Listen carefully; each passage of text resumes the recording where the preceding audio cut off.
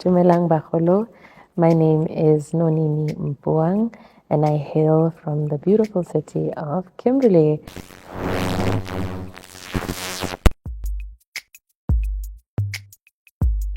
I am the owner of a clothing brand called House of Rude, and some of you might know me as Mama Rude, Mother of Rude, whatever you guys feel like calling me on a day, I'll take it. Yeah, guys, I started my business in 2016. This was after an internship that I had done with economic development for communications, and I literally just made one dress for a neighbor's daughter who was like, I need you to make this dress because I've heard you studied fashion. I had no faith in myself, but she clearly did. So that's literally where House of Roots started. I was working from a room no bigger than the current, let's say, workspace that I work from. It's like the RDP houses. So I was working in a room like that. Guys, I had nothing. I had no machine. I had no ironing board. I had nothing. I literally just thought, you know what? House of Rude, let's go. Let's do this, Of course, there were people that were already part of this industry, but when you operate from an abundance mindset, you don't have to think of things like that. You can infiltrate a space and still have something amazing to offer. And that's what I did. So about how many years? Is it 8 years later? We're still here. We're still doing what we do.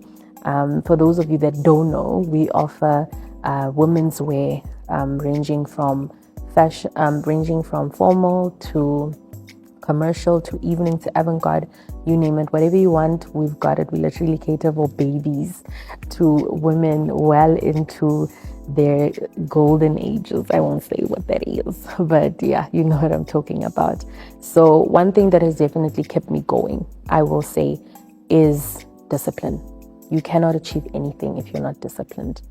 I am part of a culture, and you have to kind of always ask yourself, what are you bringing to that culture?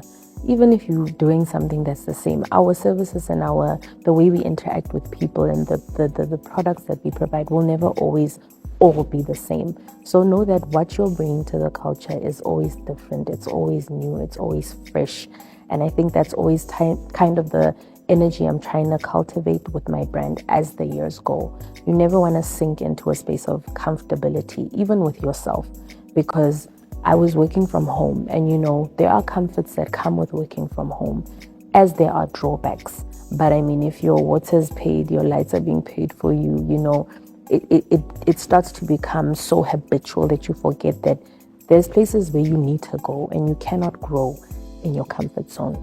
So I would honestly urge you to seek things that challenge you. It is scary, but if it's not scary, then it's clearly not challenging you enough.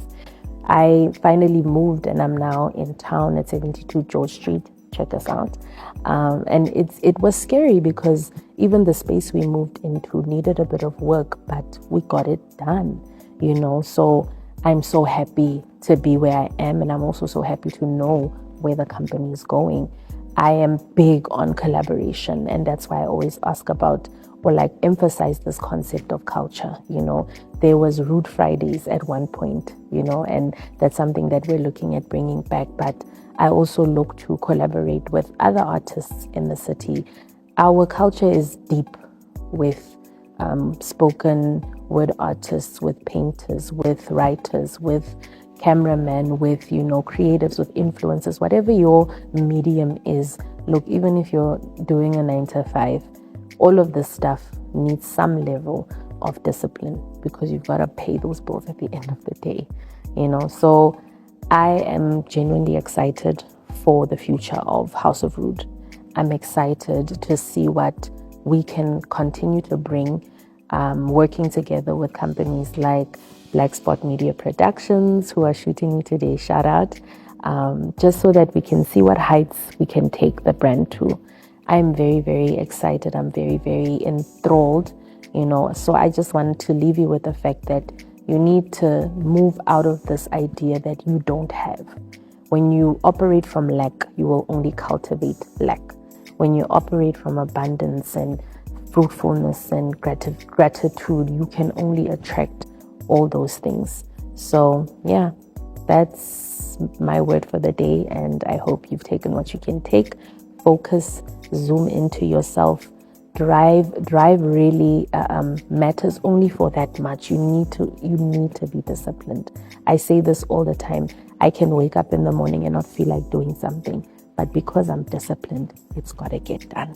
I stand on the shoulders of so many people from home. I don't believe in this concept that batho ba Kimberley have supported. These are the reasons why I'm in this seat today. My brand has been risen to these heights because of people's generosity, because of people's belief, because of people's support. But at the end of the day, much of how you move forward in your life has to come from you. It's an inside job.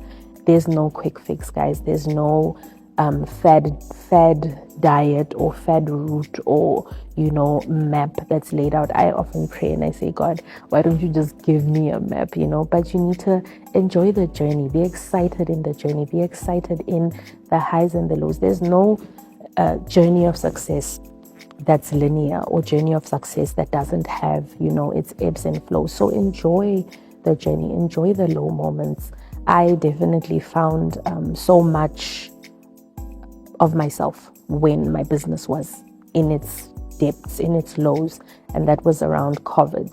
You find out a lot more about yourself and how you're willing to push yourself. I even started a business called Grubs and Quingers, and I know many of you still beg for the business to come back, but that just goes to show that when you're hungry for something, you're willing to throw yourself into any kind of space to rise above. So operate from an abundance mindset, and I promise you, there's nothing you can't achieve. Thank you.